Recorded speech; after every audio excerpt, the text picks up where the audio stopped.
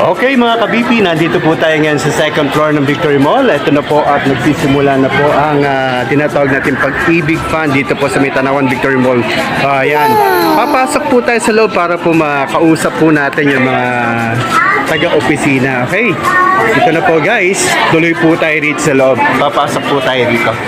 Samahan niyo ako. Hey, eto na po. Ito ang ating information center. Okay. Ay, magandang araw po. Ayan. Nagpapasalamat kami kasi nagkaroon na po dito ngayon. No? Kaumpisa lang po ba ngayon? Okay, okay. Sir, ang pangalan niyo, sir?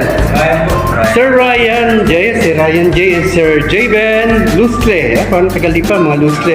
And Ma'am Reynalyn Fernandez. Okay. So, ngayon lang po nag-open. Ano po bang kagandahan na meron pong Pag-ibig Fund dito po sa Victory Mall? So, nilalapit natin sa yung services ni Pag-ibig sa Yes. dito, sa Opo. Saka sa mga karating na Parang hindi na lumayo, no? Kadalasan kasi lipa eh. yes, lipat ka. Tama, oo. So, nilapit natin sa dito Yes, sa okay. Ayan, salamat po at nandito kayo para hindi na mahirapan yung mga taga-Tanawan at lalayo pa. So, pag-akyat lang nila ng Victory Mall sa second floor, matatagpuan na nila rito. Yes. Okay, so ayan. Kaya lalong gaganda ang pag-ibig ng mga kapwa natin Tanawenyo. Okay? May masasabi po ba kayo, ma'am?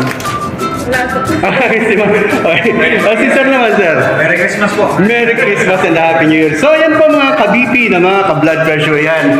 Nandito na po, inumpisa na po, binuksan na po rito ang Pag-ibig Fund dito po sa Tanawan City. Kaya hindi na po kayo mahirapan na pumunta pa sa Lipa or sa Calamba. So, mas pinadali na po. Kaya, tara guys, mga ka-BP, pasyal na po kayo dito sa Tanawan City. Thank you po and God bless us all.